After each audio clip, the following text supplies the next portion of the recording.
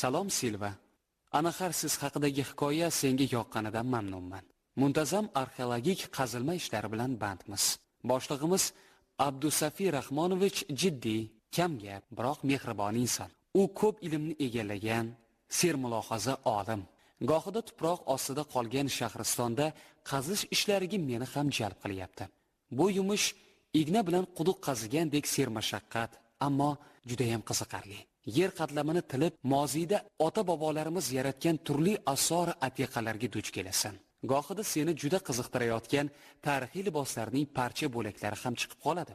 Ustozim ularga qarab turib, liboslarning asl nusxasi, uni yaratgan tikuvchilarning mahoratlari haqida so'zlab beradi. Yana bir ustozim Hilola Jalolovna kecha bir tarixiy voqeani hikoya qilib berdilar. Ularni tezroq senga yetkazgim kelyapti. Chunki sen mening eng yaqin sirdoshim, jonajon do'stimga aylanib boryapsan. Munajjimlar bashorat qilganlaridek, Iskandar Zulqarnayn Jayhunni kechib o'tib, zafarli yurishlari bilan Novtaka qal'asi hududiga kirib keldi.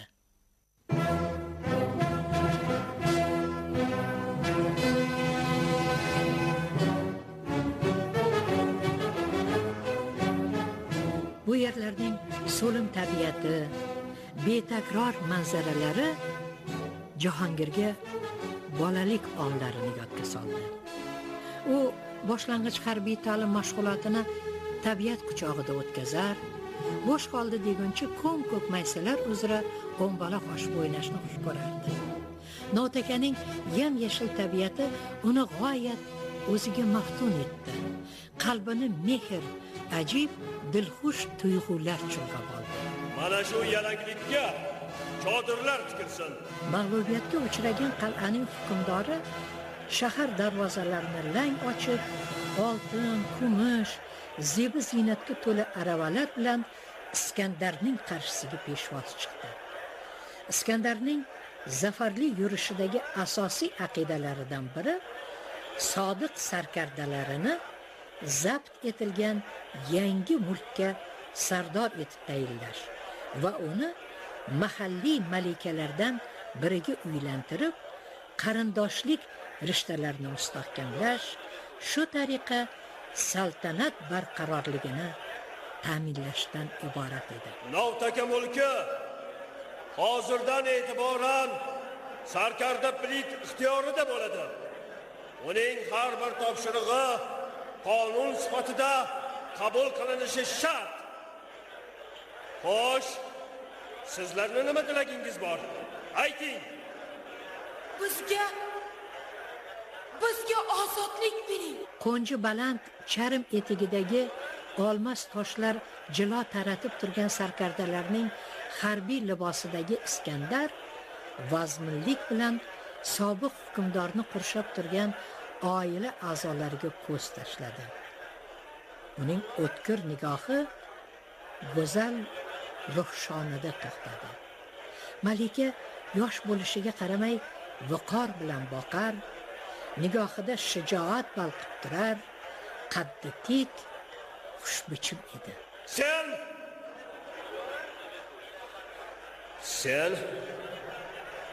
Sen bu hukmdan batamom ozodsan. Ammo bugundan e'tiboran mening ixtiyorimga o'tasan. Sohib Jamol qiz. Elimni, oilamni ozod qiling. Men jangda g'olib bo'lgan qo'shinning sarkardasiman. Askarlarni g'olibiyat nashidasidan mahrum qilishga haqqim yo'q. Unda Novtakaning mard yigitlari pahlavonlaringiz bilan yakkama-yakka jang qilishlariga imkon bering.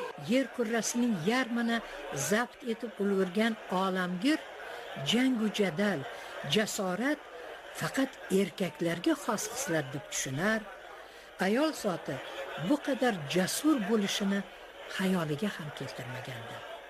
U ruhshonaning g'ururi, shijoati oldidagina emas, o'zini erkin tutishi, qaddi qomati, sohib jamolligi qarshisida ham mag'lub bo'lgandek his qildi. Bu haqida alohida suhbatlashamiz. Jahongir olis toqqa entikib tikilgancha muzdek havodan ko'kragini to'ldirib simirdi. Notakaning bepoyon dala dashtiga, ufqqa tutash tog' tizmasiga tikilarkan, birin-ketin zabt etilgan yurtlar, u yerlarning turli tuman tabiatli elatlari ko'z o'ngida gavdalandi. Turfa o'lkalarda ne go'zal ayollarga, sarv qomat qizlarga, o'jar xonimlarga duch kelmadi. Biroq endigina 27 ga kirgan Jahongir ilk daf'a qalbida tug'yon urayotgan yoqimli hislarni jilovlay olmay qolgan edi. Notaka iqlimi, yashil libosga burkangan tabiat, rangorang chaman ichida xonish aylayotgan bulbul sasi uning qalbida ajib sokinlik uyg'otgandek bo'ldi. U o'zi uchun tiklagan shohona chodirga kirishi bilan mulozimga buyurdi. Ruxshonani huzurimga chorlang. Iskandar hech qachon o'ziga zeb berishga ortiqcha vaqt ajratmas, bu kabi yumushlarga toqat qila olmas edi. Jahongir bugun xonada o'rindiqlar joylashuviga, zabt etilgan o'lkalarda qo'lga kiritilgan tilla, sopol idishlarga, mohir ustalar yasagan qurol aslahalarga, o'zining javonda osiqlik ko'rkam harbiy liboslariga ilk bora o'zgacha nazar tashladi.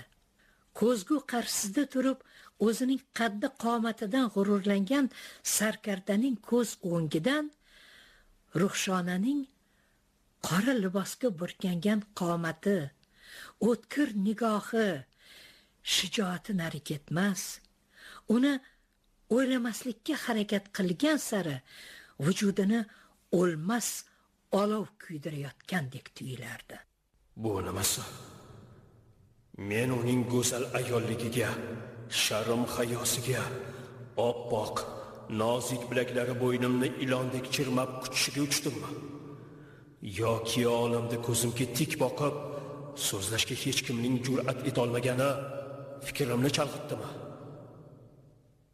Ammo nima bo'lganda ham bu qiz timsoli fikri jismimni egallab oldi. Bu holat qalbimni jangarlik shijoatidan saytirmasa go'rga edi. Ruxshona qabulingizga muntazir olampanoh.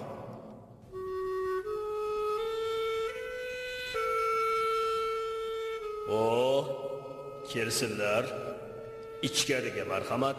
Iskandar Avropaliklarga xos ta'zim qilib, Ruxshonaning muloyim barmoqlarini kaftiga oldi-da, tavozi bilan ichki xonaga boshladi. Chaqirgan ekansiz, olampanoh. Chaqirgan edi. Sababini bilasanmi? Amringizga muntazirman, a'lo hazrat. Ko'nglim samimiy suhbatni istaydi. Dunyo tashvishi, uzluksiz egarda olam kezish juda toliqtirdi. Jasur, mard sarkarda sifatida dovrug'ingiz olamga yoyilgan. Dunyo tizgini qo'lingizda, uni xohlagan tomonga burishingiz mumkin. Olampanoh. Voh. Seni tanimay qoldim-ku. Boyagi toshni teshar nigohing qayerda qoldi? Notakaning ayollari go'zal xulqi, ibo hayosi bilan ajralib turadi. Boyagi uchrashuvimiz chog'i betga choparlik qilganimdan juda xijolatdaman. O'sha qaysarligimni ma'zur tutgaysiz, olampanoh. Erta tong bilan Marokandga yo'l olaman. U yerda spitamen qarshilik ko'rsatishi aniq, ammo men baribir g'alaba qozonaman. Bugun esa ko'nglim sen bilan dildan suhbatlashishni istadi. Olampanoh, bir o'tinchim bor.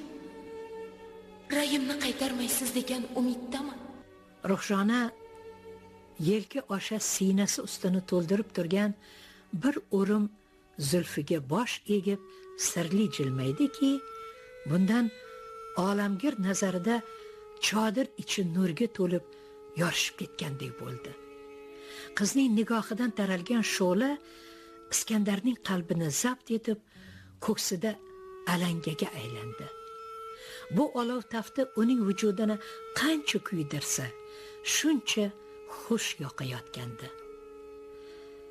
Navdagi tabiati, iqlimi uning bolalikdagi beg'ubor zavqini qo'msagani kabi, Ruhshonaning ibo hayosi Jahongirni batamom rom etgan edi. Xayolida bir zum esada jangaralik hislati, olamni zabt etish g'ulg'ulasi unutildi. Navqirg'on, xushbichim, jangari sarkarda ayni chog'da samimiy, sofdil yigitga aylandi. Ruhshona bu uchrashuv qay tarzda davom etishini, qanaqa yakun topishini bilmasdi. Dasturxonga marhamat. Ko'ngling qanday taom pishaydi? Afv eting, olampanoh. Uyga qaytishim zarur. Ota-onam kutyapti. So'nggi bor ogohlantiraman. Kel, dildan suhbatlashamiz. Meni oddiygina qilib Iskandar deb chaqir. Axir sizlar meni shunday ataysizlar-ku. Bunday atashga tilim bormaydi. Ruxsat bering, shohim yoki begim deb murojaat qilay. Qiziq. Begimning ma'nosi nima? Bek yurt hukmdori degani. Demak, bu so'z ham rasmiyatchilik. Mayli. Senga ma'qul kelsa, begim deb murojaat qilishingga roziman. Xo'p bo'ladi, begim. Biroq bir narsaga hayronman. Hozir sening nazokating meni maftun etyapti. Maydonda yuzlab sarbozlar oldida jasoratingga qoyil qolgan edim. Endi esa o'sha shiddatli qizga aslo o'xshamaysan. Ma'zur tuting, begim. Chuqur hayajon ichida asabimni jilovlay olmasdan o'zimni tuta olmadim. Sen go'zallik ma'budasi ekansan. Lekin o'sha chaqmoq nigohing xotiramda abadiy muhrlanib qoladi. Siz olam sarvari, turli elatlar va millatlarning sohib jamollarini uchratgan sarkardasiz begim. Lekin sen deyin sohib jamolni uchratmadim. Sizga shunday tuyulgandir, begim. Unday emas, go'zal Ruhshona. Qalbim Novtakada to'xtashni, bir pas dam olishni buyurdi. Demak, seni uchratish taqdirimga bitilgan ekanda. Taqdir mafhum xilqat. Ota-onamning taqdiri ne kechmish? Yolg'iz Xudoga ayon. Kechki ovqatga parranda jigaridan kabob tayyorlashni buyurdim. Bobotog'da kaklik, qirg'ovul serob ekan. Oq uzumning marvarid singari tovlanadigan musallasi ham bor. Menga nashvati sharbati yoqadi. Siz bemalol musallas iste'mol qilishingiz mumkin, begim. Nafaqat sohib jamol, balki zehni o'tkir, dono qiz ekanliging chehrangdan balqib turibdi. Birinchi tasavvur aldamchi bo'ladi. Men hech qachon aldanmaganman. Seni ilk ko'rgan zahoti qalbim yaralanganini his qildim. Demak, sizga shaddod qizlar yoqarkan-da, begim? Shaddod betga chopar odamlarni umuman yoqtirmayman. Lekin rostgo'y, jasur, mard kishilardan jonimni ayamayman. Sendagi dovyuraklik, shijoat meni rob etdi. Shu xolasmi? Iskandar bir lahza sukut saqladi. Qadahga musallas quydi. Ruhshona tomon viqor bilan qadam tashlab keldi-da, uni yelkasiga ohista qo'l tashladi. Novtaka safarli yurishimning nihoyasi bo'lishini istab qoldim. Ammo buning siri iloji yo'q. Qachon o'z oilam bag'rida farzandlar tashvishi bilan muqim yashayman, buni yolg'iz Tangri biladi. Bu masalada maslahat berishga ojizman, begim. Unaqa dema. Sen dilimda insonning oliyjanob hislatlarini kashf etgan yagona farishtasan. Qalbimda insoniy tuyg'ular jonlandi. Shu bois Novtakada chodir tikishga farmon berdim. Amringiz vojib, begim. Sizga taqdir kulib boqadi. Ezgu niyatlaringiz har doim hamrohingiz bo'ladi. Ko'p yurtlarni ko'rdim, lekin Novtaka tabiati menga juda yoqib qoldi. Ana shu tob qarshimda sen paydo bo'lding. Bu yaratganning tuhfasi emasmi? Har qanday elning o'z udumi bor, begim. Qolaversa, dinimiz har xil-ku. Urf-odatlar ming yillar davomida shakllanadi. Bizning taomilga ko'ra kelin xonadon egasi sanaladi. Oila tashvishi, farzand tarbiyasi ayolga yuklanadi. Novtakada ham farzand tarbiyasi ayol zimmasida. Demak, biz bir-birimizni tushuna olamiz. Men bilan safarda birga bo'lishingni istayman. Zafarli yurish nihoyasiga yetgach, uyga qaytamiz. Farzandlar tarbiyasi bilan shug'ullanamiz. Butun olamning yagona malikasiga aylanasan. Ruxshonaning yonoqlariga qizillik yugurdi. Jo'yali so'z topolmay sukut saqlashni lozim topdi.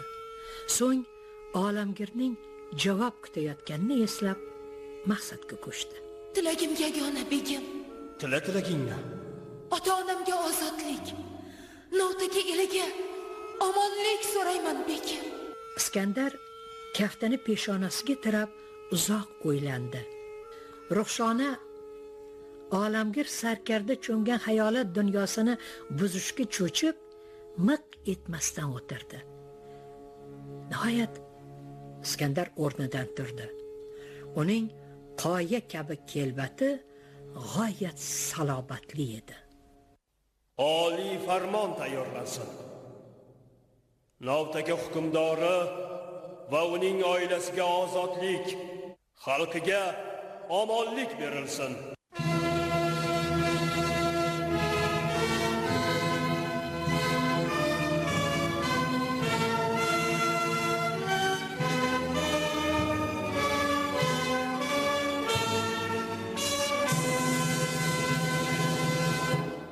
Iskandar va Ruxshona o'rtasidagi muhabbat qasidasini Silvaga jo'natgan kunning ertasiga kompyuter ekrani yorishib, xat kelgani haqida xabar paydo bo'ldi. Salom cho'pon. Xatingni oldim. Ruxshona sharq qizlariga xos jasurligi, go'zalligi bilan dunyo ayolining timsoliga aylansa arziydi. Eng qizig'i, ko'zgudagi aksim xuddi Ruxshonaga o'xshagandek tuyulyapti. Aleksandr Makedonskiy esa sening timsolingda namoyon bo'lyapti.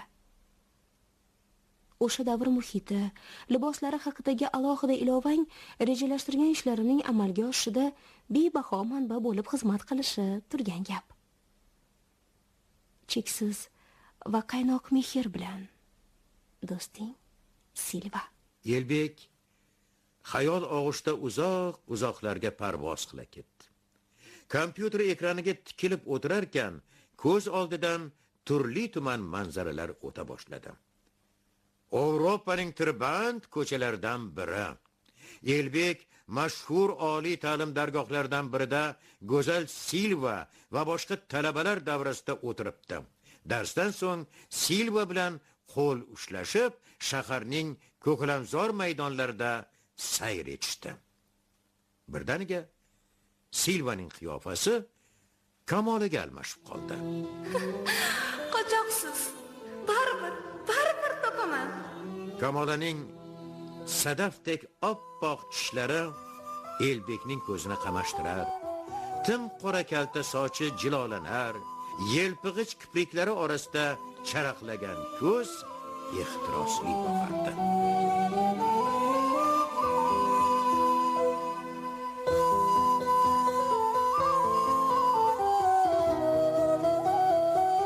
Abdusafir Rahmonovich guruhi Termizdagi ishlarini yakunlab, tushga yaqin Xorazm viloyatiga yo'l oldi. Abdusafir Rahmonovich guruhi Termizdagi ishlarini yakunlab, tushga yaqin Xorazm viloyatiga yo'l oldi.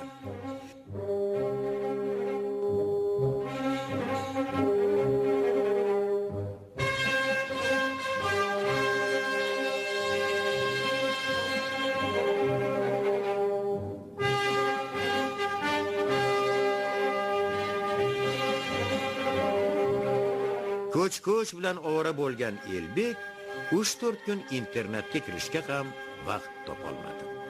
Kunduzlari guruh a'zolari bilan qidiruv rejalarini belgilashda qatnashar, kechalari Hilola Jamolovnaning Xorazmshohlar sulolasining tarixi haqidagi hikoyasini diqqat qilib tinglar edi.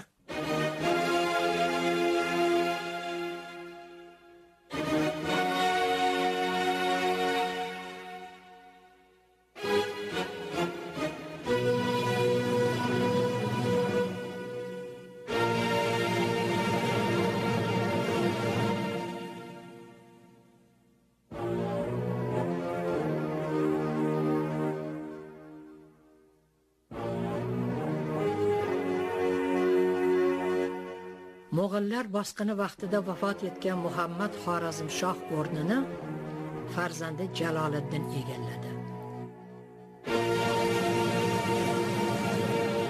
U jasurlikda nom qozongan, kam sonli otliq askarlari bilan dushmanning yirik lashkarini mag'lub qilar va ularga sira tutqish bermasdi.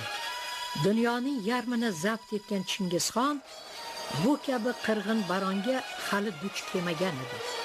Shuning uchun sodiq o'g'illariga bosh bo'lib, Jaloliddinga qarshi o'zi jangga chiqishga qaror qildi.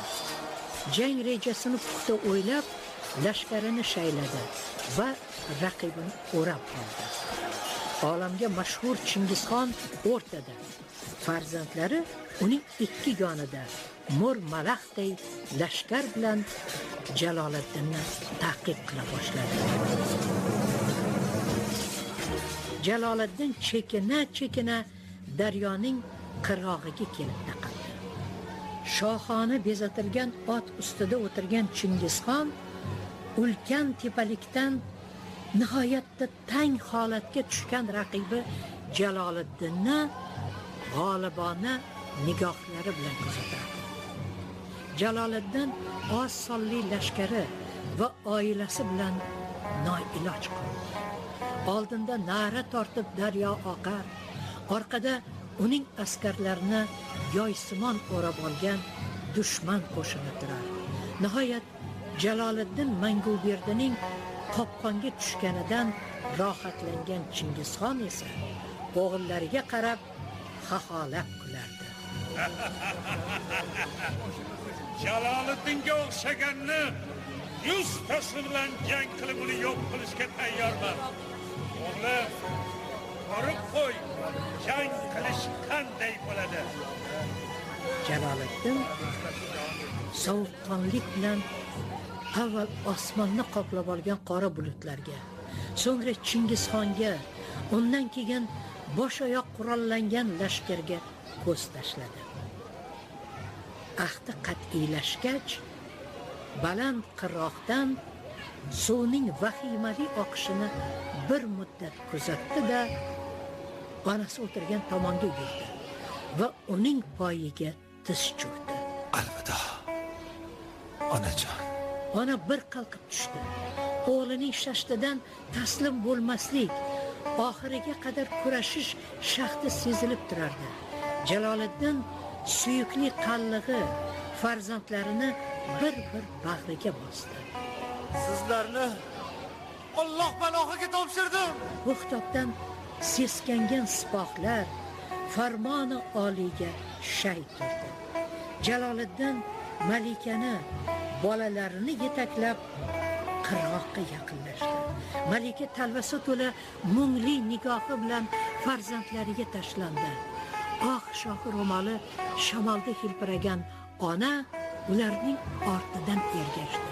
Malika erining oyog'i ostiga yiqildi. Jaloliddin zurriyotlarini birin-ketin daryo bag'riga uloqtirdi. Faryod bilan tuproqdan bosh ko'targan malika esa jon holatda ularning ortidan o'zini to'lqinlari ko'pirgan daryoga otdi. Ona ularning goh suv betiga chiqib, goh cho'kib ketayotgan sharpasiga tikilgancha qotib qoldi. Jaloliddin miq etmay onasiga tikilgancha turaverdi. Ona Izor uning o'tkir nigohiga bardosh bera olmay, boshi gir-gir aylanib daryoga quladi. Jaloliddin sevimli tulpori yoniga qaytib, bir sakrab otga mindi. O'ng qo'lini boshi uzra baland ko'tardi. Yurtimiz tuprog'i uchun oxirgi tomchi qonimiz qolguncha kurashamiz. Qani birodarlar, olg'a! U tulpori jilovini daryo tomon burib, achchiq qamchi bosdi. Tulpor yeldek uchdi. So'ng lochin kabi havoda qanot yozib suvga sakradi. Jaloliddinning ortidan askarlari ham birin-ketin suvga sakradi.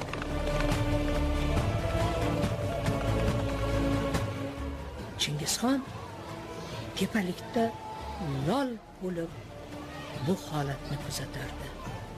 Lashkarboshilar betoqat uning atrofida to'planib, amriga muntazir turishardi. Asov daryoning narigi sohilida Jaloliddin mingan oq tulpor, uning ortidan jasur o'g'lonlar saf tortib keta boshladi. Chingizxon qo'shini nadomatda qoldi.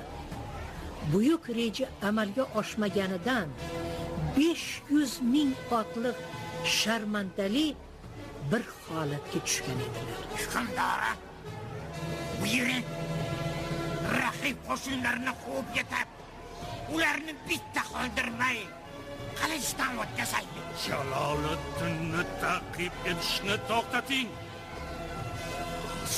Bitta haqiqatni angladim. Jasur, do'yrak, bahodir farzandlarni tarbiyaladim. Ularning shuhratiga olam tan berdi. Biroq hech bo'lmaganda o'g'illarimning bittasi Jaloliddindek bo'lishini istardim. Jaloliddin uzoq yillar mobaynida yovga qarshi ayovsiz kurashdi. Uning sadoqatli do'stlari bilan kutilmagan joyda yashindek paydo bo'lib, ko'p sonli dushmanga qaqshatqich zarba berardi. Tutqich bermas bu qahramon tarixga Jaloliddin Manguberdi nomi bilan kirdi.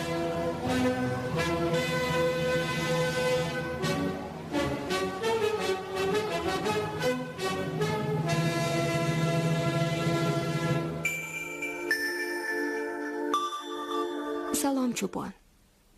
Xatingni o'qib, kayfiyatim keskin o'zgardi. Qo'lim ishga bormay qoldi. Bemor va behol kishiga aylandim. Ota-onam hayron, bezovta. Ular meni bunaqa ahvolda birinchi ko'rishi. Adabiyotda mubolag'a degan tushuncha bor. Lekin unda ham bu darajada bo'rtirilmaydi-ku. Jaloliddinning o'z onasini sovuqqonlik bilan o'limga mahkum etishi o'ta ketgan qabihlik. Inson shu qadar bag'ritosh, zolim bo'ladimi? Silva. Elbek shoshib qoldi. Silvani ranjitmaslik uchun tarixiy haqiqatni buzib ta'riflamaydi-ku. Nima bo'lganda ham qizning ko'nglini topish, uni ovutish lozim deb o'yladi. Salom Silva. Jaloliddin to'g'risidagi voqeani biroz keskin tasvirlabman shekilli. Bilasanmi? U shunday yo'l tutishga majbur bo'lgan. Negaki raqiblari Jaloliddinni qo'lga tushirgan taqdirda urush taomiliga ko'ra oilasi va maslakdoshlarini azob va uqubatda qiynab qatl etishlari aniq gap edi. Yana bir umidbaxsh tarafi, u ajali yetmagan oila a'zolari Allohning marhamati bilan suvdan tirik chiqishlariga ishongan. Balki shunday ham bo'lgandir. Ammo bu haqda tarixiy manbalarda aniq ma'lumot uchramaydi.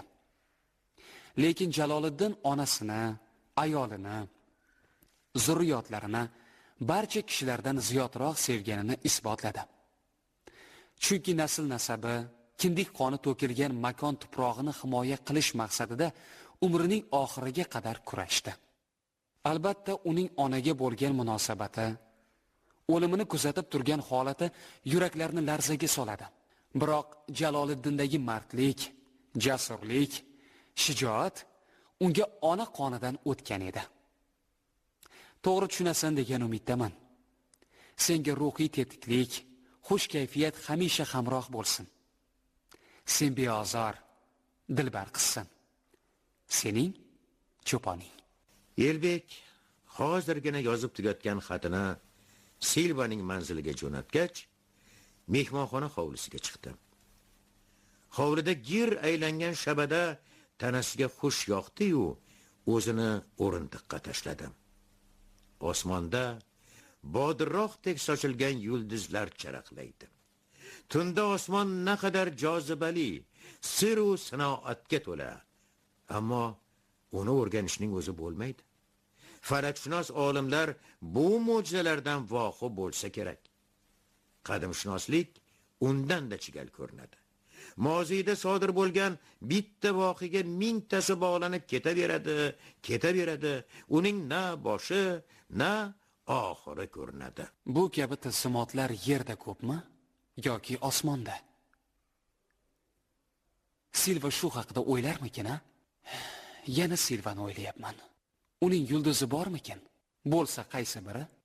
Yerga eng yaqin, charaqlagan yulduz balki unikidir. Elbek xayol og'ushda ancha o'tirdi. Qishloqdoshlarini sog'indi.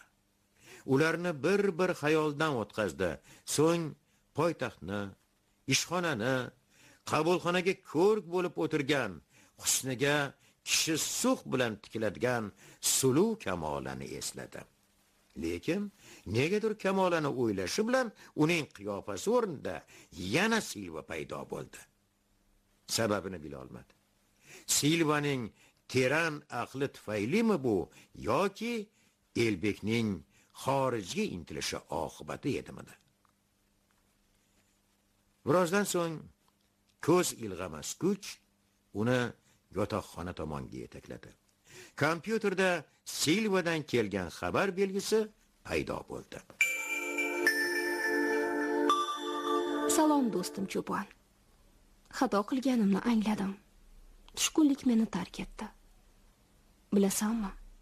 Jaloliddin Manguberdi haqida yozgan maktubingni tarixiy hodisa sifatida qabul qilishim lozim edi. Men bo'lsam, Jaloliddinni sening timsolingda, volidasini onang, Malikani esa o'zim deb tasavvur qilibman. Shuning uchun ham fojiani yuragimga yaqin oldim chog'i. Meni afv etasan degan umiddaman. Do'sting Silva. Salom Silva. Yaqinda Farg'ona vodiysiga bo'lgan ekspeditsiyadan qaytdik. Taassurotlar juda ko'p. Lekin bilasanmi? Farg'ona vodiysidagi taomlar mazasi og'zimda qoldi. Aslida bizning dunyoga mashhur bo'lishga loyiq taomlarimiz ko'p. Balki shahringizda o'zbek milliy taomlari tayyorlaydigan oshxona ochish sizlarga foydali bo'lar. Mayli. Bu fikrlarni o'ylab ko'rarsan. Hozir esa senga ustozim hikoya qilib bergan bir tarixiy voqeani havola qilaman. Farg'ona vodiysi yurtimizning eng go'zal go'shalaridan. Uzoq tarixi, sirli, sinoatli voqealarga boy bu joylardan ulug' allomalar, donishmandlar yetishib chiqqan. O'tmishni o'rganish jarayonida bu sirlar asta-sekin oshkor bo'lyapti. U yerdagi arxeologik qatlam turli davrlarga to'g'ri keladi. Ayniqsa 7-8 asr qoldiqlarini o'rganish chog'ida g'ayritabiiy hodisaga guvoh bo'lgan edik. Yer ostidagi shaharchada kulolchilik buyumlari hamda uni pishiradigan dastgoh bilan birga beli ingichka, uzun shisha qadah ham topildi. U sariq qizil aralash shaffof edi. Dastlab qadah olas o'lkalardan keltirilgan degan taxmin ilgari surildi. Lekin keyin ma'lum bo'ldiki, boshqa ko'plab topilgan qadahlar va shisha siniqlari aynan shu qo'rg'onda tayyorlangan. Hatto bu yerda tayyorlangan turli shakldagi shisha buyumlar uzoq Chin mamlakati hukmdorining saroyini ham bezagan.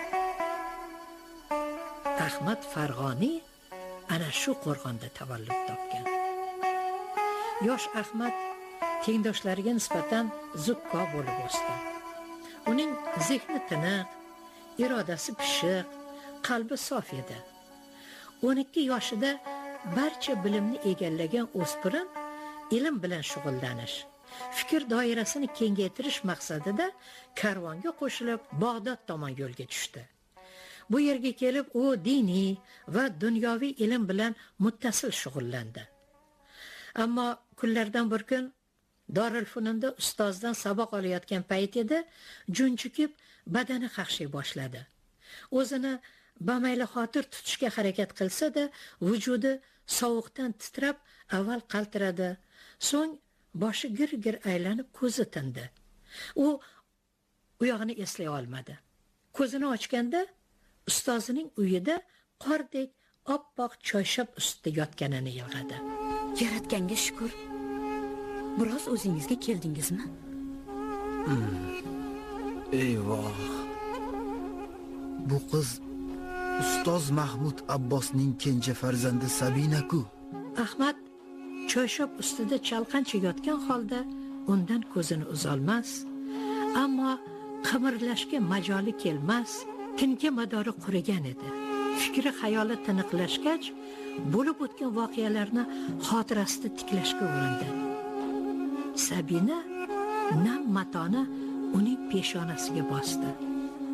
Muzdek mato yigitning yonib turgan tana haroratini bir lahza susaytirdi xolos. Haroratingiz tushdi shekilli. 4 kundan beri bugun ko'zingizni ochdingiz, hojam. Men Darulfununda edim-ku. Bu yerga qachon keldim? Yaratganga beadad shukrkim. So'zlay boshladingiz, hojam. Iltimos Sabina, meni hojam demagil, oddiy qilib og'a yoki Ahmad og'a degil. Darulfununda ustoz va shogirdlarni hoja deb ataydilar. Hoja martabasi buyuk sanalur. Unga yetishmoq Allohning marhamatidir. Nasib qilsa, bu martabaga ham erishursiz. Inshaalloh. Shuning uchun ustozimdan dunyoviy ilmlar sirini o'rganishga bel bog'ladim. To'g'ri. Siz hisob-kitob, turli kashfiyotlarga ko'proq qiziqasiz. Ammo otam diniy bilimlarni o'rganish ham foydadan xoli emas deydilar. Balosan Sabina. Hammasiga aqling yetadi. Kelganimda qizaloq eding. Ancha ulg'ayibsan. Suv ber. Tomog'im qurib qoldi. Otam zinhor suv bera ko'rma degandi. Endi nima qildim? Ha, ustoz aytgan bo'lsa durust. Ammo chanqog'imni bosishim kerak-ku. Otam kelsin, bir iloj topilar. Juda ham mehribonsan-da Sabina. Hay. Endi tursam ham bo'lar. O'rningizdan turish mumkin emas. Biroq Ahmad o'rnidan dast ko'tarildi-yu, shu zahoti boshi aylanib ko'zi tinib ketdi. Sabina chaqqonlik bilan yelkasini Ahmadning muallaq osilgan qo'llari ostiga tutdi. Voy, hojam, 2 yoshning dilida chaqmoq misol chaqnagan tuyg'u qaynoq nigoh bo'lib bir-biriga tutashdi. Sabina, qaysar bemorning ahvoli qalay? Durust. Tayinlagan muolajani qildim. Assalomu alaykum ustoz. Va alaykum assalom. Xo'sh, issig'ing tushdimi? Harorati me'yorida. Bemor o'rnidan turmoqchi bo'ldi. Harakat qilish mumkin emas deganingiz uchun men bunga ruxsat bermadim. Balli qizim. Sendan yaxshi tabib chiqadi. Menda bir xush xabar bor. Bu xabarim bemorning tez tuzalishiga sabab bo'ladi degan umiddaman. Gapiring ustoz. Bu kun tarix zarvarraqlariga sening ismu sharifing oltin harflar bilan abadiy muhrlanadi. İnsoniyat kashf etilgan yangi qurilmaning guvohi bo'ladi. Bu ixtiro odamlarga mangu xizmat qiladi. Nil daryosiga o'rnatilgan suv sig'imini o'lchaydigan maxsus qurilmani jahonning manaman degan olimlari ham tan oldilar. Ixtironi muallif nomi bilan atashga qaror qilindi. Rostdanmi? Va unga Ahmad tug'ilib o'sgan yurt Farg'ona nomi berildi.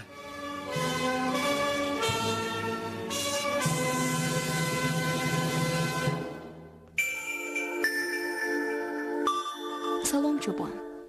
Alfraganus va u yaratgan nilometr to'g'risida avval ham internetda o'qigandim. Lekin bu buyuk zotni men fransiyalik deb o'ylabman.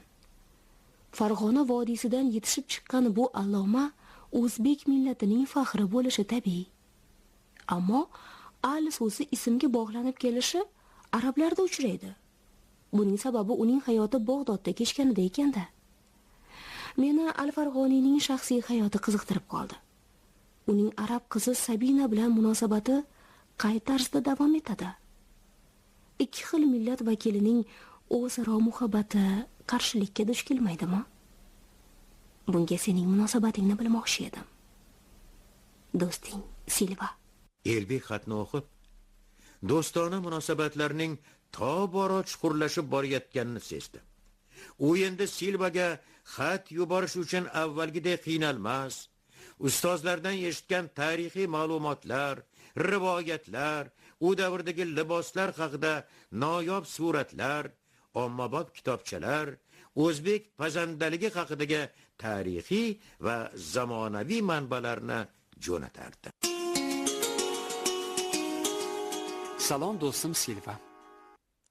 Xatim senga ma'qul bo'lganidan cheksiz baxtiyorman. Ammo bu voqea hodisalarni kelajakda yanada chuqurroq o'rganishga harakat qilaman. Qisqacha aytganda, Ahmad Farg'oniy Sabinaga uylanadi. Ular baxtli hayot kechirib, uvali-juvali bo'lishadi. Bugun senga jahon tarixida o'chmas iz qoldirgan bobokalonimiz sohibqiron Amir Temur haqida yozishni lozim topdim. Bu betakror va buyuk shaxs haqida juda ko'p yozilgan. Shu bois hammaga ma'lum tarixiy ma'lumotlar senga ham tanish. Yer yuzidagi barcha kutubxonalar xazinasida u haqida tarixiy ma'lumotlar, adabiy badiiy asarlar mavjud. Hozir bo'lsa, ulug' bobomiz haqida sen bilmagan ba'zi voqea hodisalarni yozmoqchiman. Elbek ustozi Abdusafir Rahmonovdan eshitgan hikoya sohibqiron Amir Temur va zukkoligu sadoqatda tengi yo'q malika bo'lgan Bibixonimning hayotiga bog'liq rivoyatlardan biri edi. Ko'hna Xo'jayilg'or qishlog'i etagidagi tepalikning bir tomoni qabriston. Tepalikdan pastga qiyalab tushgan kishi chim qoplagan ko'k o'tloqqa duch keladi. Shu yerda tevarak atrofda umuman tosh uchramaydigan yashil yalanlikda polvon tosh deb nomlangan yolg'iz bir tosh bor edi. Polvon tosh o't orasida do'ppayib turadi. Uning qirralari ishqalana berib, silliq tortgan, rangi to'q ko'kimtir. Uni bir ko'rgan odam quchoqlab toshni yerdan uzgis keladi, biroq naq 10 put keladigan xarsangni joyidan qimirlatish amri mahol. Aytishlaricha, ulug' bobokalonimiz Amir Temur bolaligidayoq polvon toshni ko'tarib, barchani lol qoldirgan ekan. Yosh Temurbek tengdoshlari orasida ajralib turar, paydor oyoqlarini kerib, toshga engashar, uni mahkam quchoqlab, yerdan uzgancha qaddini tiklar. Bir siltash bilan toshni ko'kragiga chiqarib olar ekan. Buni ko'rgan qishloqdoshlari bek bolaning xislatidan hayron qolishar ekan. Vaqt kelib sohib qiron deb nom qozongan Temurbek shu tariqa o'zini chiniqtirar ekan. Mag'rib u mashriqda muzaffarligi dong taratgan Amir Temur Hindistonga harbiy safar boshlab Samarqanddan chiqib ketdi.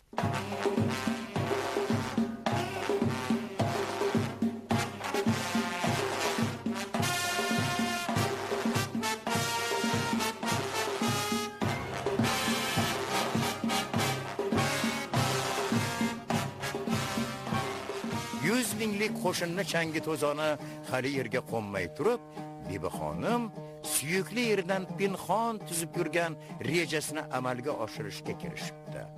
U Samarqanddagi eng mashhur me'mor va muhandislarni majlisga chorlabdi. Vali ne'matimiz Alloh nazari tushgan sohib qironning bizning qudratimizga shubha bilan qaraydigan odamlar yurtimizda qad ko'targan mahobatli binolarimizga nazar solsinlar degan xitobni yaxshi bilasiz. Men o'sha xitobni yana bir bor tasdiqlovchi sohib qiron yer yuzining sayqali sifatida ta'riflagan imoratlarning hammasidan ham mahobatliroq bir madrasa tiklashga jazm qildim. Buning uchun 40 yil davomida to'plagan boyliklarimni hammasini sarflashga roziman. Shu sababdan sizlarni ushbu mashvaratga to'pladik. Qulog'ingizga qo'rg'oshinday quyib olinglarki, madrasa binosi sohib qiron Hindiston safaridan qaytgunicha qurib bitirilishi va vali ne'matning navbatdagi g'alabasiga arziydirg'on tuhfa bo'lishi shart. Majlisga tashrif buyurgan ustalar qurilajak bino naqadar ulug'vor bo'lishini o'ylab tillarini tishlab qoldilar. Shu kecha ko'pchilikning tushiga gumbazi osmon bilan talashgan jahonda tengi yo'q bir yuksak imorat kiribdi va ularning har biri mana shu binoni tiklash orzusiga qul bo'lib qoldi. Ustalar tiklanajak madrasa loyihasini obdon pishitgach, Bibi xonim huzuriga kelib, undan qurilishni boshlashga ijozat berishni so'rabdilar. Loyihalarda tasvirlangan bino o'zining mo'ljaliga mos kelayotganiga ishongan Bibi xonim 400 buqa so'ydirib qurbonlik qilgach, 7 iqlimda tengi yo'q madrasaning qurilishi boshlanibdi. Ustalar kechani kecha, kunduzni kunduz demay ishlasharkan, qorong'u tushganda har qadamda mash'ala yu gulxanlar yoqib qo'yilarkan.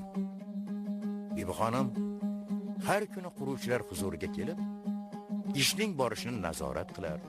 Ustalarga sovg'a salomlar tarqatib, yanada jadal ishlashga undar ekan. Ustalarning boshlig'i qirchillama yoshdagi me'morning san'ati Konstantiyadan Chin va Moshingacha mashhur bo'lgan ekan. U malika tashrif buyurishi bilan soatma-soat ko'kka o'rlab borayotgan bino tepasidan evchillik bilan tushib kelar va Bibi xonimga ta'zim qilgancha uning amrini kutarkan. Husnini bir bora ko'rishga odam zoti zor bo'lgan Bibi xonim paydo bo'lishi bilan butun atrofni qalampir munchoq isi bosib ketardi. Usta yigit har gal bu sehrli isdan mast bo'lib, hushdan kechishga oz qolar ekan. Kunlarning birida nogahon esgan shabada usta yigitga topshiriq berib turgan Bibi xonimning yuzidagi harir ro'molni ochib tashlab, malikaning turkona husnini me'mor yigit ko'z o'ngida namoyon etibdi. Yigit hayratdan qotib qolibdi. Malika esa xijolatdan lov-lov yongancha Bo'ston saroyga qarab shoshig'ich yurib ketibdi. Malikani bir ko'rishdayoq oshiqlik dardiga duchor bo'lgan me'mor yigitning ismasi ko'tarilib, qo'li ishga bormay yotib qolibdi. Uning ahvolini ko'rib, boshqalarning ham ishi suslashib ketibdi. Bundan xabar topgan Bibi xonim tashvishga tushibdi. Shamol yuzdagi yopinchig'ini ko'tarib yuborgan kundan beri Bibi xonim qurilish maydoniga borishdan tiyilgan ekan. Shuning uchun ham Malika o'zining eng ishonchli kanizagini oldiga chaqirib buyuribdi. Borib, me'mor yigitga ayt. Bunaqada madrasa ulug' amir qaytadigan kungacha bitishi dargumon. Ishini tezlashtirsin. Qancha odam kerak bo'lsa aytsin, topib beraman. Me'mor yigit kanizakning so'zini eshitib, shunday debdi. Malika madrasani tezroq bitishini istasalar, bir shartim bor. Me'mor yigitning shartini eshitgan Bibi xonimning jahli chiqibdi. Oxirligi bilan mashhur emasmi? Keyin jahlidan tushib, o'ylanib qolibdi. Ertasi kuni u 40 ta tuxumni pishirib, 40 xil bo'yoq bilan bo'yabdi-da, kanizagiga topshiribdi. Usta boshiga bu Malikaning sizga sovg'asi. Tuxumlarni bitta qoldirmay yegandan keyin har bir tuxumning mazasini aytar ekansiz deb tayinla. Bosh ustiga Malika. Me'mor yigit 40 ta tuxumni bir o'tirishda yeb tugatdi va Bibi xonimning savoliga shunday javob beribdi. Bibi xonimga ayting, tuxumlarning hammasini yeb ko'rdim. Ammo bir-biridan farq qiladigan mazasini sezmadim. Kanizak yigitning so'zini kelib Malikaga aytgan ekan, uning yuziga tabassum yoyilib, yana kanizagiga ish buyuribdi. Endi usta boshiga borib, hamma tuxumning mazasi bir bo'lganidek, hamma xotinlarning ham mazasi birligini anglamadingizmi? Aylagan bo'lsangiz, Malikadan o'pish so'raganingizdan pushaymon emasmisiz deb so'rab ko'r. Bosh ustiga Malikam.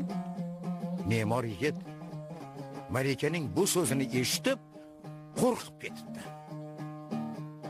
Shu kundan boshlab yana kechani kecha, kunduzni kunduz demay ter to'kibdi.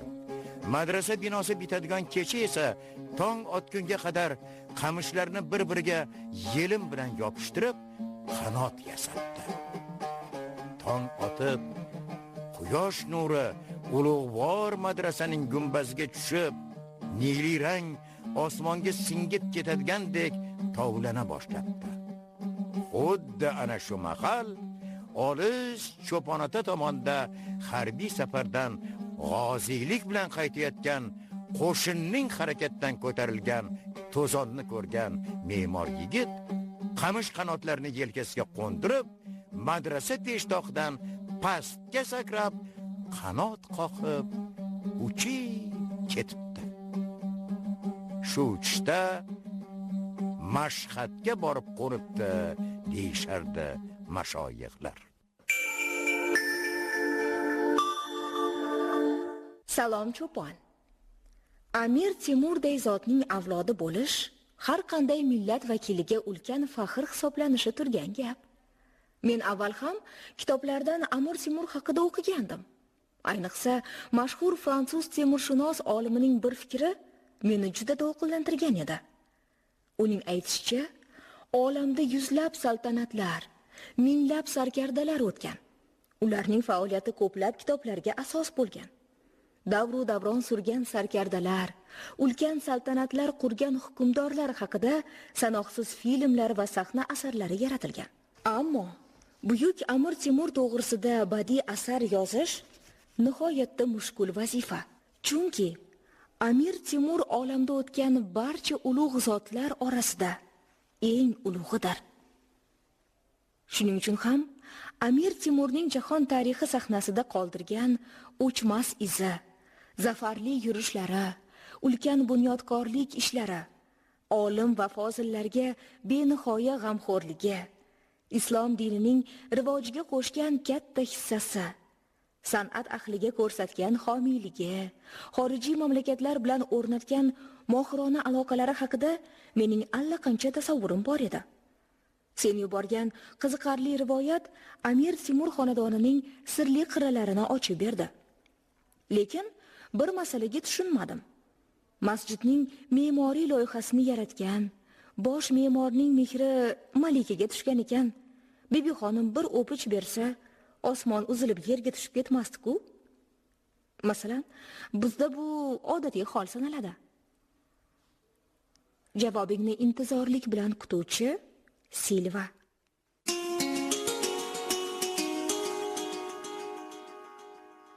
Salom Silva. So'nggi xatingni o'qib, rosti o'ylanib qoldim. Bilasanmi? Qadim-qadimdan andisha va ibo deb ataluvchi xislatlar sharq ayollarining qoni joniga singib ketgan. Senga yuborgan rivoyatda ham ana shu xislat birinchi o'rinda turadi. Ana shu ibo va hayoning ustuvorligi sharq ayollarining sevgiga, sevgilisiga vafodorligi, ona yurtiga bo'lgan vatanparvarlik bilan uyg'unlashib ketgan. Shoh va shoir Zahiriddin Boburning shajarasini davomchisi shoira Zebiniso xazon bo'lgan muhabbati hurmati dunyodan toq o'tgan bo'lsa, Bobur yurti Andijonning Oyim qishlog'idan Qo'qon xonligiga kelin bo'lib tushgan Nodira begim Umarxonga bo'lgan sof sevgisiga gard yuqtirmagani uchun Gesuburiydaga mahkum etiladi.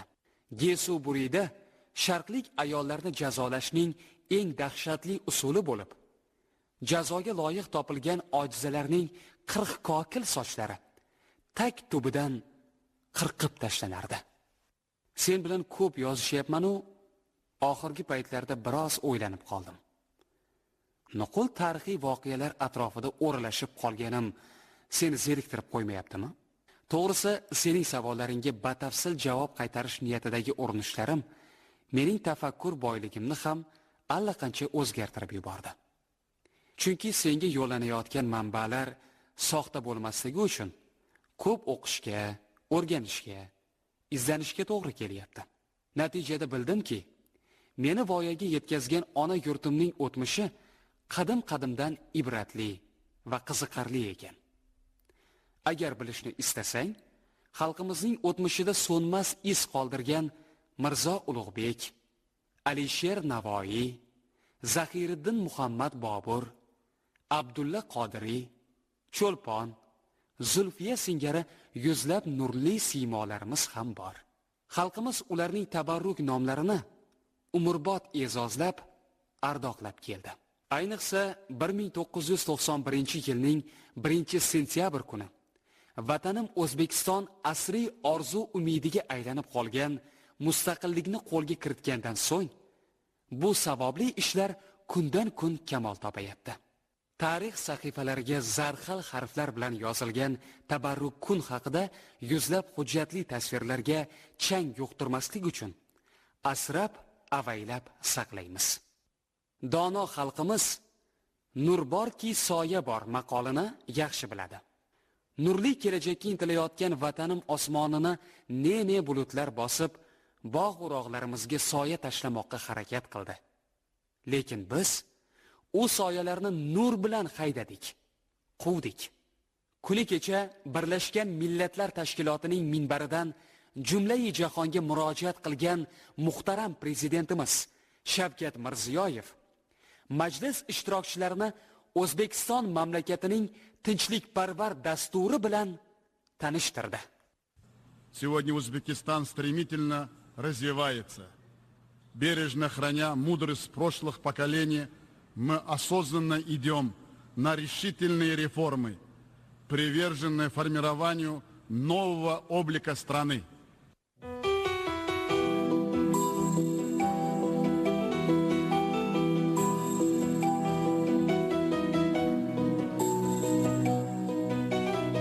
Дамы и господа, сохраняя внеблоковый статус, Узбекистан открыт к диалогу.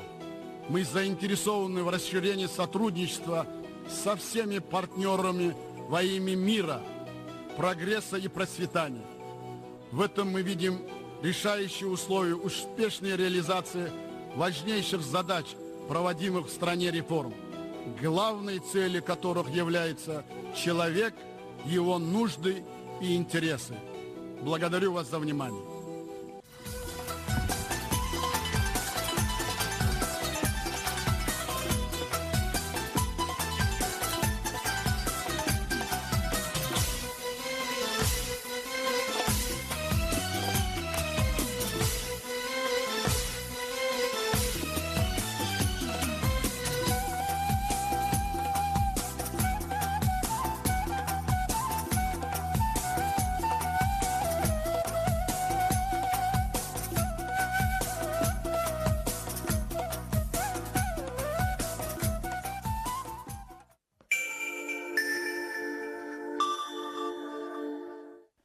Salom cho'pon. Men shunga amin bo'ldimki, sen o'z xalqingning tarixini astoydil o'rganibsan. Har bir yangi ma'lumoting bilan tanishar ekanman. Mening ham o'zbeklar haqidagi tasavvurlarim kundan kun boyib boryapti. O'zbek millati qaysi davrda bo'lmasin, o'z tuprog'ini muqaddas sanagani havasimni keltirdi. Milliy urf-odat, azaliy qadriyatlarni asrash, uni takomillashtirish asosiy burch hisoblangan. Zukko farzandlari yo'l boshchilik qilgan elning baxti to'la to'kis bo'ladi doim. Sening yurtingni, yurtdoshlaringni samimiy sevib qoldim. O'ta jiddiy, shiorbob so'zlar bilan xat yozganim uchun uzr so'rayman, lekin tuyg'ularimga qarshi bora olmadim. Negaki, sening bevosita yordaming va menga yuborgan ma'lumotlaringga tayanib, o'zbek milliy udumlari va liboslari to'g'risida milliy matbuotda maqolalar, taqrizlar, hikoya va rivoyatlar e'lon qildim. Ular o'quvchilarning katta qiziqishiga sababchi bo'ldi. Bunda albatta sening cheksiz hissang bor. Shuni alohida ta'kidlaymanki, sen nafaqat mening, balki oilamizning taqdirida katta o'zgarishlar sodir bo'lishiga sababchi bo'lding. Bu o'zgarishlardan ota-onam ham juda minnatdor. Mening mehribon va qadrdon cho'ponim. Otam seni yurtimizga mehmon sifatida taklif qilish hujjatlarini rasmiylashtiryapti. Kelsang, orzu qilganingdek bizning oliygohlardan birida o'qirsan balki. Seni intizorlik bilan kutib qoluvchi Silva. Elbek ish-ishdan quvonib ketdi. Nihoyat yaqinlarining ishonchini oqlaydigan bo'ldi. Kimsan Elbek xorij ko'chalarida qadam bosadi. Oliy ta'lim dargohida ta'lim olib, elning ilg'or o'g'lonlaridan biriga aylanadi. Istiqlolning aziz ne'matlaridan biri shudir. Xorijga erkin chiqish, u yerda saboq olish naqadar quvonchli. Yigitning kayfi chog' bo'ldi. Axir uni Silva kutib turib, Kamola Elbekning xorijga chiqish hujjatlarini varaqlar ekan, dabdurustdan yigitning suratiga tikilib qoldi. O'z-o'zidan yuragi orziqib, xayollari sochilib ketdi. Elbekka bo'lgan intilishlarining sababini o'ylar ekan. U o'zining husnidan taskin topish maqsadida tosh oynaga bo'yladi. Qiz ko'zgudiga aksiga boqib huzur qildi va jilmaygancha labini cho'chchaytirdi. Kompyuter tugmachasini bosib, harf tera boshladi. Salom Elbek. Xorijga chiqish hujjatlari deyarli tayyor bo'ldi. Shaxsiy varaqangizda ba'zi to'ldirilmagan joylar bor. Menga qo'ng'iroq qilganingiz ma'qulmikan? Ishxonadagilar xorijda bir umr qolib ketmassiz deb umid qilishyapti. Kamola. Qiz jo'natish dasturi orqali xabarni Elbekka jo'natdi.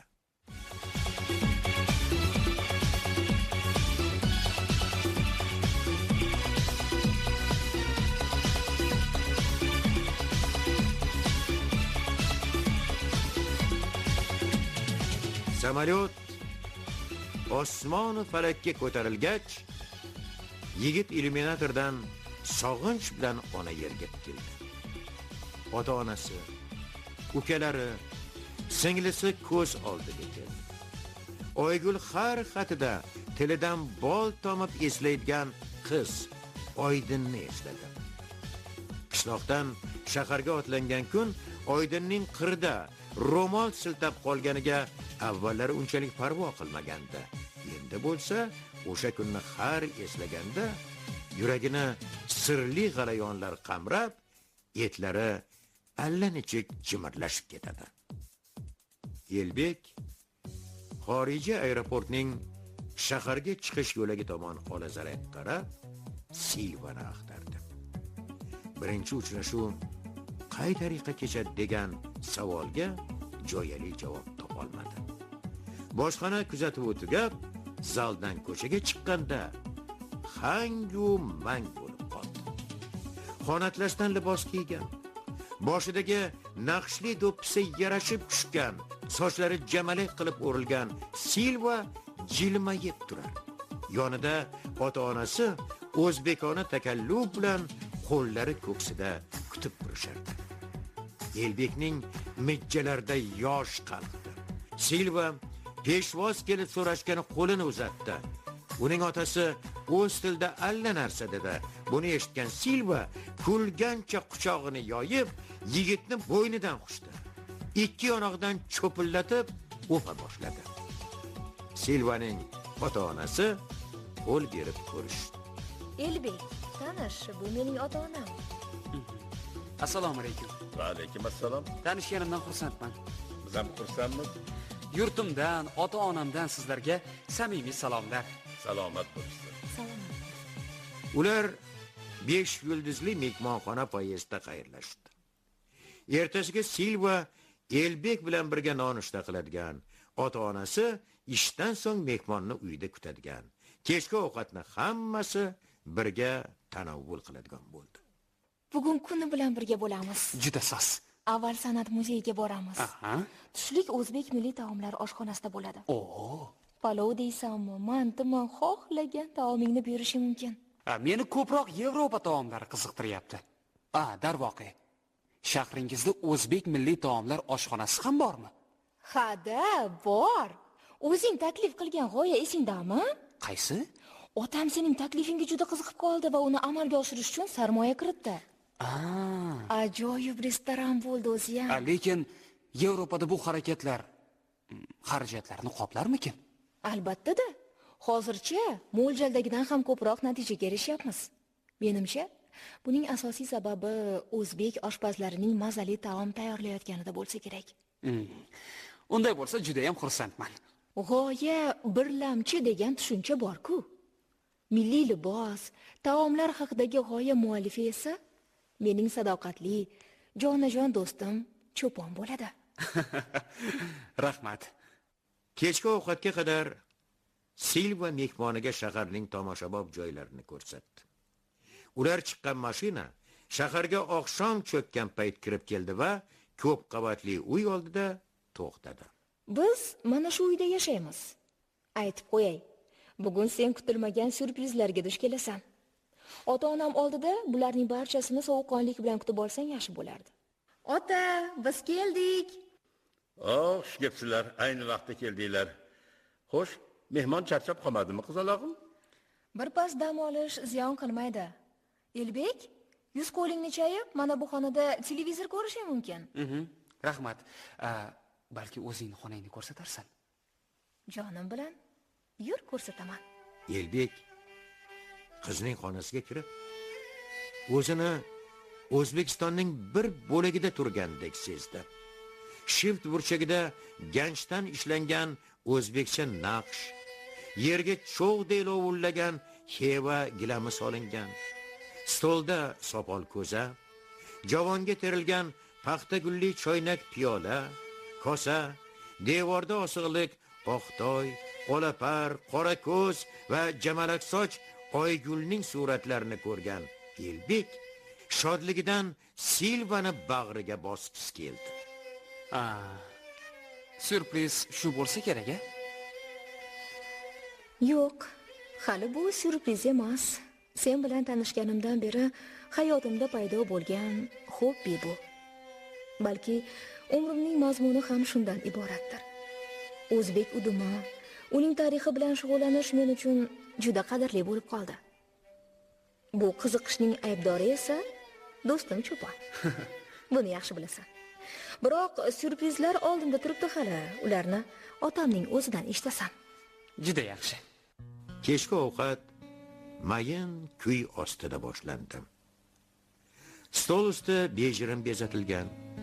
Yemaklar haddan ortiq ko'p emas. Billur likoblarda turli salatlar tortilgan. Stol yonidagi 2 qavatli aravachada salqin ichimliklar va qizil oq musallash shishalari terilgan edi. Aziz mehmonimiz nima ichadilar? Faqat meva sharbati. Silva, Labay. sen mehmonga sharbat quyib ber. Xo'p. Men bo'lib o'tgan voqealar va surprizlar to'g'risida gapiraman. Yagona farzandim Silvani yer ko'kka ishonmayman. U zehni o'tkir, dono qiz bo'lib ulg'aydi. Uning xohish irodasi men va onasi uchun hayotimizning mazmuniga aylangan. To'g'ri. Qizimizning oliy maqsadi O'rta Osiyo xalqlaridan birining tilini, dinini, urf-odatini ilmiy tadqiq etish va shu tilda so'zlashish edi. Shu sababdan internetga kirib do'st izladi. Minglab xatlar orasida faqat seni yozganing uni qiziqtirib qo'ydi. Xullas, o'zbek xalqining liboslari tarixini, milliy urf-odatlar, udumlarni o'rganish bilan shug'ullandi. Bu to'xtamga kelishning asosiy sababi internetda Cho'pon yuborgan yozma manbalar va video tasvirlar bo'ldi. Oqibati nafaqat qizimizni, balki butun oilamizning turmush tarzi tamomila o'zgarib, bugungi voqealarni guvoh bo'lib turibmiz. Bas shunday ekan, bizning hayotimizga katta yangiliklarni olib kirgan mehmonimizga men tarafdan ham bir qator surprizlar tayyorlangan. To'g'rimi onasi? Ha, albatta. Qani, qaysi biridan boshlaymiz, qizim? O'zingizga ma'qulidan, ota. Ha, tushundim. Eng quvonchlisi Cho'ponning do'sti Silva shu kunlarda o'zbek milliy liboslari tarixi mavzusida tadqiqoti uchun fan doktori ilmiy unvoniga sazovor bo'ldi. Rostdanmi? Ha, rostdan. Chin qalbimdan tabriklayman. Lekin nega menga bu haqida bir og'iz ham gapirmading, Silva? Bilasanmi, Cho'pon? Himoya o'zi yaqindagina bo'lib o'tdi. Shuning uchun bu haqda sen bilan uchrashganda aytmoqchi edim. Silvaga berilgan bu yuksak martaba haqida sen kelganingdan keyin ma'lum qilishni biz maslahat bergandik. Shundaymi onasi? Ha. Endi ikkinchi va haqiqiy surpriz haqida. Silva dissertatsiya himoya qilgan institut rahbari o'z yurtining o'tmishi, voqea hodisalari, turli davrlarga to'g'ri keladigan milliy liboslari haqida ma'lumot bergan Elbek Qodir Polvon o'g'lini ham maxsus ilmiy sertifikat bilan taqdirladi. Tabriklaymiz. Endi Cho'pon Italiyadagi xohlagan oliy ilmgohda saboq olishi mumkin. Ta'lim uchun zarur bo'lgan to'lovlar bizning zimmamizda. Elbek bir umrlik orzusiga bu tarzda erishishni xayoliga ham keltirmagandi. Quvonchini qanday qilib ifoda etishni bilolmay lol qoldi. Rahmat. G'oyat minnatdorman. Orzuyim ushaladigan bo'ldi. Yangiliklardan tag'in biri Cho'pon oilamiz a'zosi qatoriga qabul qilindi. Bizga farzand Silvaga og'a bo'lishi biz uchun nihoyatda quvonchli. Albatta. Rahmat sizlarga. Bravo. Adolatli qaror. Buni olqishlash kerak. Xo'sh, qaror ma'qul bo'lgan bo'lsa, uni nishonlash lozim deb o'ylayman. Qani, olinglar. Marhamat. Xonadon sohibining taklifi bilan billur qadoqlarga qirmizi musallas qult oqib tushdi. Chiroq nurida shaffof rangda tovlandi. Bu musallasni eng oliy nav uzumdan tayyorlaganimda Silva hali kichkina qizaloq edi. To'g'rimi onasi? Ha, juda kichkina edi. Eng quvonchli kunda buni tatib ko'rishni niyat qilgandim. Mana shu sharafli kunni Cho'pon bilan birga o'tkazish nasib qilgan ekan, qani hammaga porloq istiqbol yor bo'lsin. Otajon, cho'zib yubordingiz. Sabrim hech chidamayapti. Xo'p bo'ladi, qizalog'im. Navbat qolgan syurprizlarni e'lon qilishga. Yana bormi? Ha, bor hali. Tojmahal o'zbek milliy taomlari restorani Cho'ponning g'oyasi asosida tashkil etilganini yana bir bor qayd etmoqchiman. Uni xususiy mulk sifatida Cho'ponga hadya qilamiz. Tabriklayman do'stim. Sen bunga loyiqsan. Nima? Qanday qilib? Axir men hech narsa qilmadim-ku. Restoran boshqaruvini Cho'ponga rasman topshiraman. Ikkinchi yangilik Cho'pon saboq olishi, milliy taomlar biznesini rivojlantirishi va boshqa tashkiliy masalalarga ulgurishi uchun albatta transport kerak bo'ladi. Silvaning hayotidagi tub o'zgarishning, bizning moddiy turmushimizdagi keskin burilish va o'sishning zamirida Cho'ponning g'oyalari yotibdi. Shuning uchun unga bildirilgan ehtirom ma'nosida eng so'nggi rusumdagi avtomobilimizdan mehmonimiz istagan vaqtida bemalol foydalanishi mumkin. Bravo, bravo, bravo. Rahmat.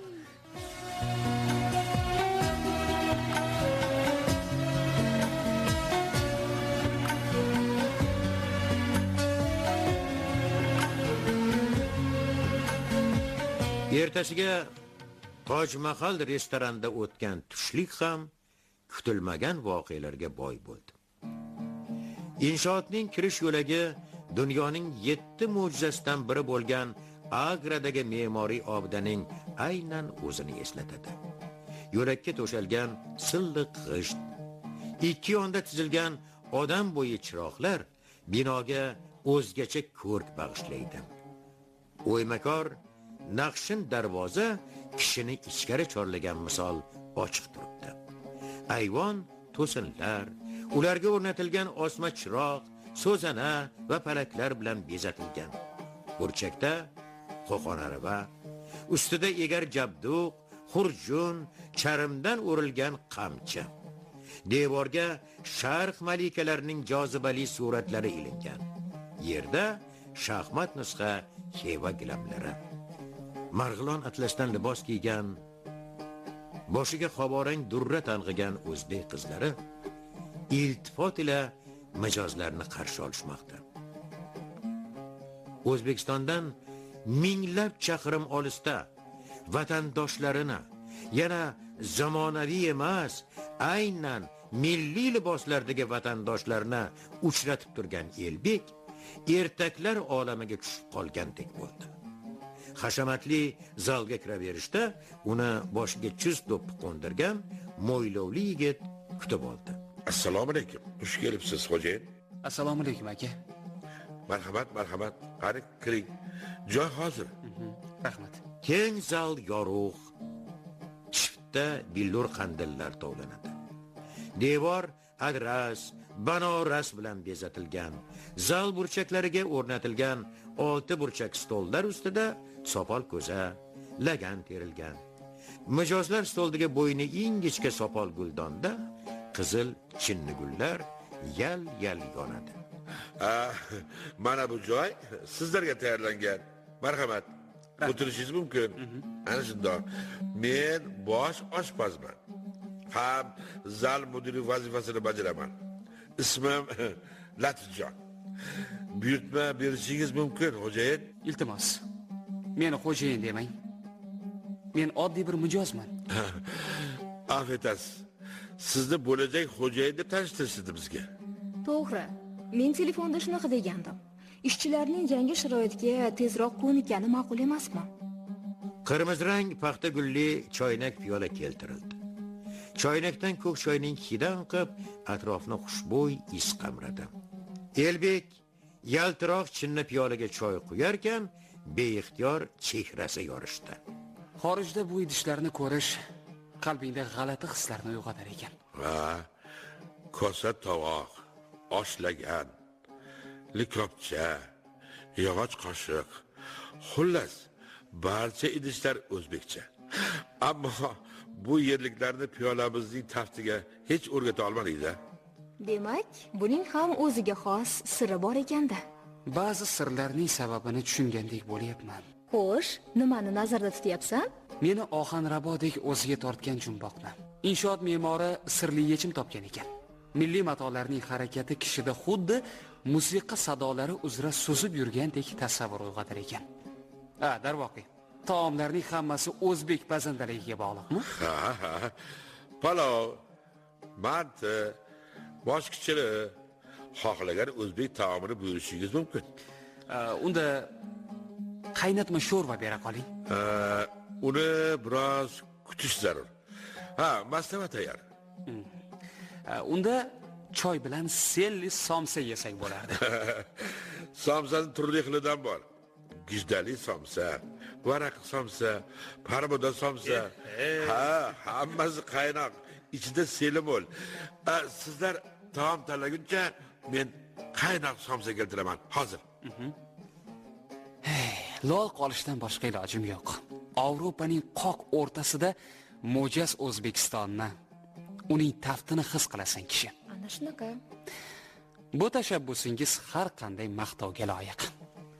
Bilasanmi, Yevropada g'oya birlamchi. Shuning uchun har qanday tashabbusning poydevori g'oya sanaladi.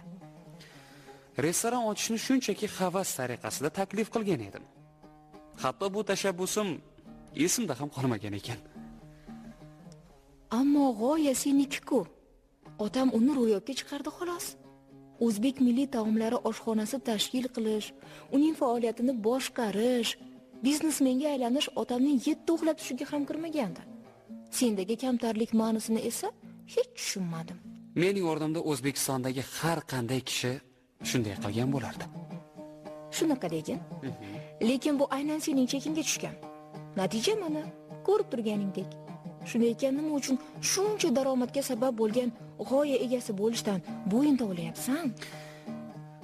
G'oya meniki. Bu yerlar ham endi menga tegishli bo'lishi kerak deb jar solishim kerakmi? Men bolaligimdan buyon chet eldagi hayotga qiziqib o'sdim. Hatto so'nggi yillar xayolan chet mamlakatlarda yashadim ham. Mana endi asosiy maqsadga yaqinlashyapsan. G'oya, tashabbus, havas, o'zing bilmagan, ko'rmagan narsalarga intilish insonni butunlay notanish olamga yetaklashi turgan gap. Men ham tanishganimizdan beri hayotimning yarmini Turon zaminida o'tkazayotgandek bo'laman. Xalq qahramonlariga aylangan Anaxarsis, Jaloliddin Manguberdi, Nil daryosining o'lchamini olamga taratgan Alfraganus, Madadi Sino iborasi meditsina atamasiga aylangan Ibn Sino, buyuk sarkarda Amir Temur, shoh va shoir Zahiriddin Bobur, ayollik husni tarovati, mehr muhabbati, vafo va sadoqatini, el yurti uchun jonini fido qilish shijoatini olamga taratgan Bibixonim u Nodira. Zebu nisolar mening ham qarindoshimga aylangandek go'yo. Bularning hammasiga men sendan chiqqan g'oya, dunyoni o'rganish, bilish va jon dilidan sevish, ardoqlash g'oyasi oqibatida erishdim. Sen bilan bir piyola choy ichib o'tirgan Silva, o'zbek tuprog'ida dunyoga kelgan sana menga o'xshamayaptimi? Bas shunday ekan, endi men ham O'zbekistonning ravnaqiga o'z hissamni qo'shishim kerak emasmi? Qoyilman. Shu gaplaringni o'ziyoq yurtimning ravnaqiga qo'shilgan juda ham katta hissa bo'ladi.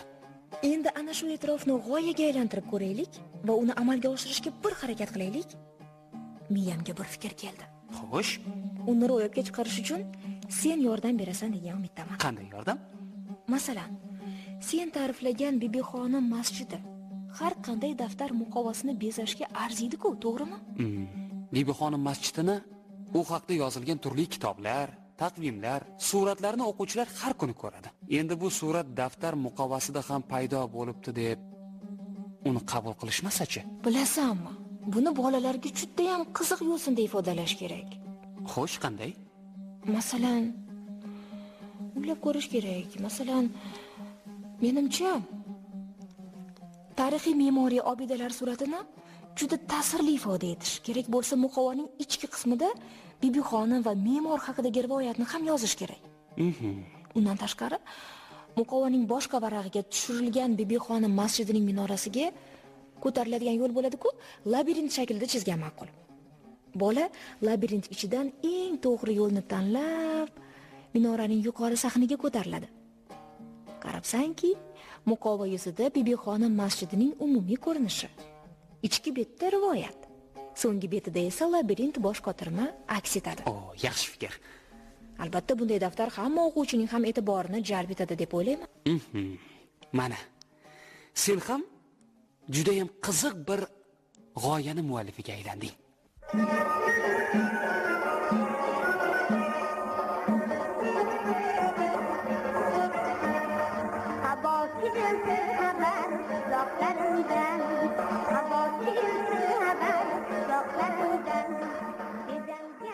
Elbek bu qo'shiqni ko'p eshitgandi. Biroq xonanda hozir qo'shiqni o'zgacha zavq bilan ijro etar. Musiqa sadosi ham avvalgilarga o'xshamas.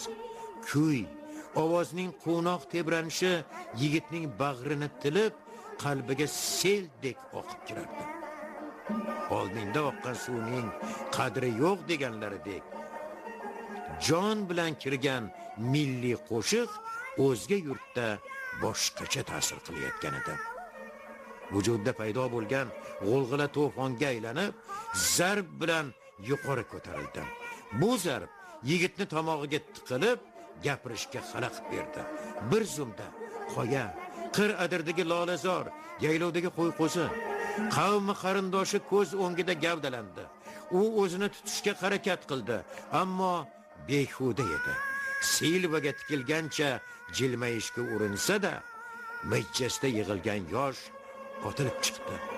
Yonog'ida shashqator tomchilar dumalab oqa boshladi.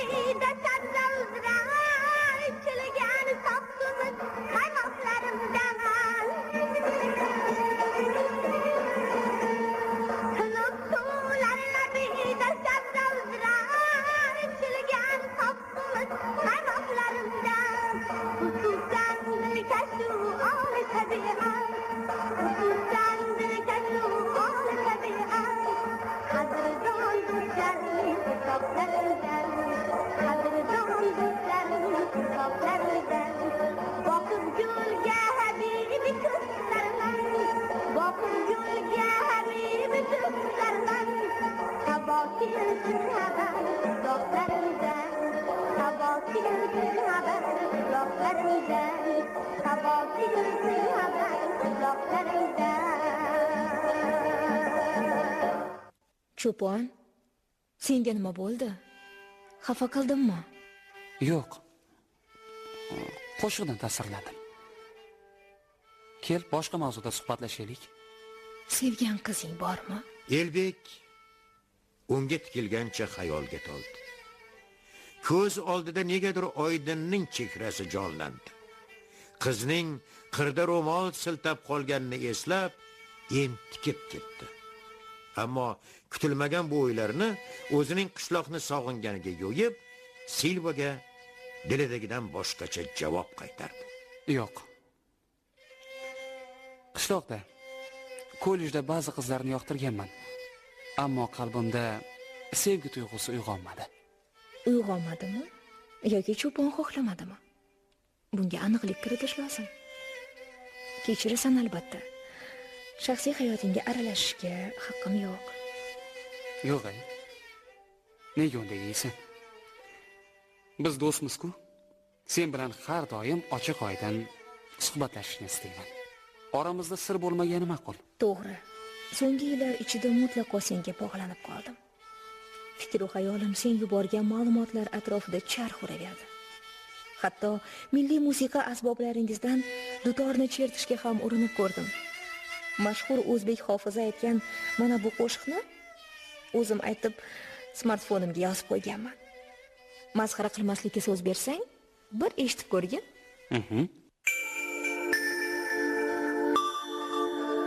Sevganim, jonim, dilim, asli o'zing bilolasan.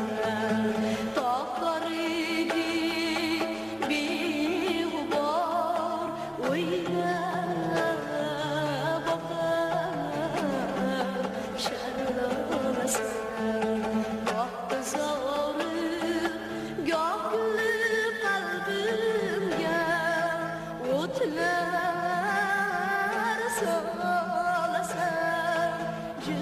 jonim qaqshatib yorimda yeraman borasan qaysi gulshan bulbuliga aytchi sen dil borasan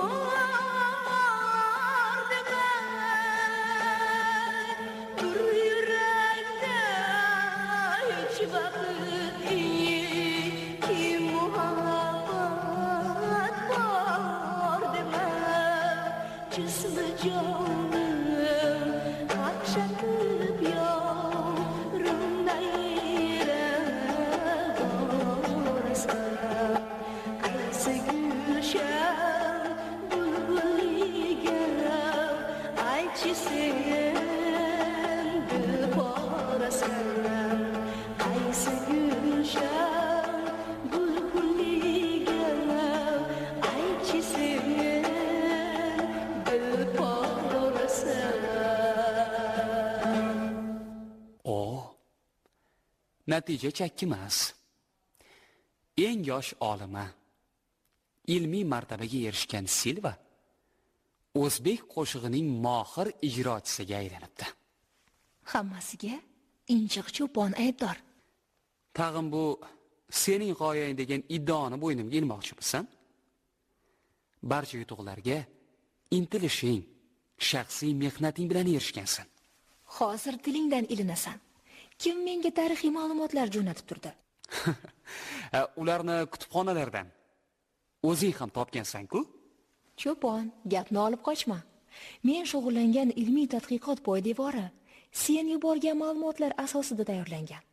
Albatta, manbalarni solishtirish maqsadida dunyo adabiyotidan, internetdan ham ko'p foydalandim. Aslida sen menga ko'proq yordam ko'rsatding. Tushunmadim. Nimani nazarda tutyapsan? G'oya birlamchi degan so'zingda turasan, shundaymi? Bu nafaqat mening so'zim, balki butun insoniyatning qarori. Demak, g'oya muallifi sensan. Aniqroq gapir. O'rta Osiyo xalqlari tarixini o'rganish, ilmiy tadqiq olib borish haqidagi fikring tanishuvimizdan ilgariroq tug'ilgan, shundaymi? Shunday. Men bo'lsam, bu g'oyaning amalga oshishiga ma'lum darajada hissa qo'shgan bo'lishim mumkin. Masalaga bu darajada falsafiy yondashuvingni istamayman. Do'stim, men haqiqatdan sendan minnatdorman. Chunki xorijga intilish, saboq olish niyati so'nggi yillardagi faoliyatimni tubdan o'zgartirdi. Faqat shumi? Birinchi navbatda bu olamda sendek go'zal, oliyjanob, dono qizning borligi. Maqtov uchun tashakkur. Maqtov emas, bu haqiqat. Ustozim O'giti bilan manbalarni chuqur o'rganishga odatlandim. Xayolimda har doim surating muhrlanib turdi. Nima ish bajarsam, sohib Jamol Silvaning nigohlari meni kuzatayotgandek bo'laverdi. Shuning uchun xato qilishga cho'chib, ishni puxta bajarishga harakat qildim. Chindan ham sen yuborgan ma'lumotlar juda qiziq va puxta edi. Men ustozlarimning saboqlariga tayandim. Uning bir hikmatli gapi bor. Ilmni qancha kovlasang, uni kashf etishga urinsang, shuncha ko'p bilmasliging ayon bo'laveradi. Elbek Silvaga havas bilan qaradi. Qizning sharq allomalarini yaxshi bilishi yigitni g'ururlantirdi. Ko'hna Rimda o'tgan bir necha kun Elbekning nazarida bir necha yilga tatigandek bo'ldi. Silva ham, uning oilasi ham yigitga chandon mehribonlik ko'rsatdi. Avvaliga bu iltifotlar Elbekka ham xush yoqdi. mezbon qiz bilan Rimni aylanar ekan. U dunyoning nom qozongan shahridagi mo'jizalardan hayratga tushardi. Biroq bora-bora bu qiziqishlar o'rnini ona yurtini qo'msash tuyg'usi egallay boshladi. Toshqo'rg'onni, cho'ng qoyani har eslaganda Oydin, Oygul, mehribon ota-onasi, sodiq olapari, aqlli Oqtoyi ko'z oldiga kelganida qalbi sog'inchdan orziqib ketaverdi. Ayniqsa kuni kecha Silva sovg'a qilgan mo'jizgina tranzistordan tarilayotgan mana bu qo'shiq uning butun fikri xayolini al-oldan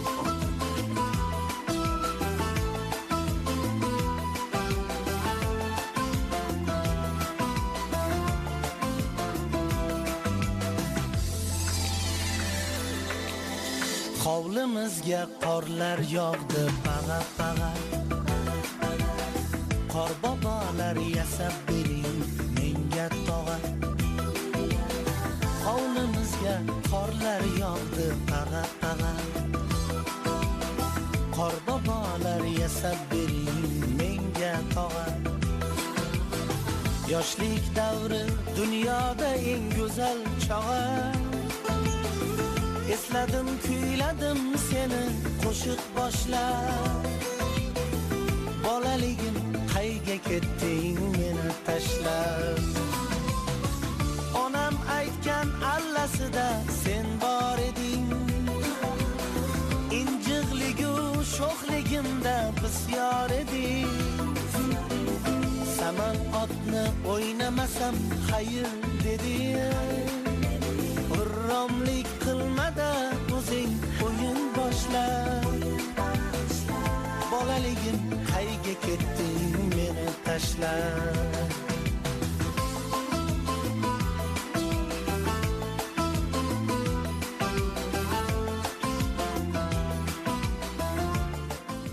Elbek aeroportda xayrlashar ekan.